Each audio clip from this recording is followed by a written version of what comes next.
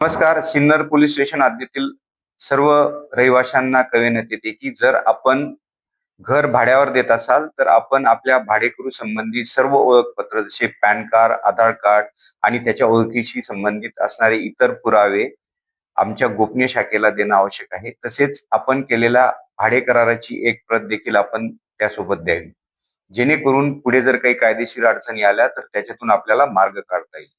तसेच जर आपण घर भाड्याने घेत असाल तरी देखील आपण या सर्व आपल्या ओळखीशी संबंधित जे पुरावे आहेत ते आपण गोपनीय शाखेला सिन्नर पोलीस स्टेशन येथे देणे क्रमप्राप्त आहे.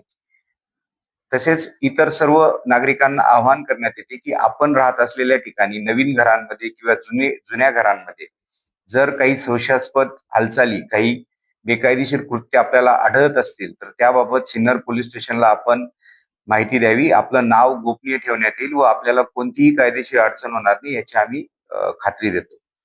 हे केल्याने आपण एखादा मोठा अनर्थ टाळू शकतो व एखादा मोठा गुन्हा देखील आपण उघडकीस आणू शकतो. सर्व नागरिकांना आवाहन आहे की आपण पुढे येऊन या बाबतीत आम्हाला सहकार्य करावे. यापूर्वी देखील आपण केलेले आहे आणि जर आपण अशी मदत केली तर त्याच्यातून भविष्यात होणाऱ्या संभाव्य घटना, वाईट घटना आपल्याला टाळता येऊ शकतात.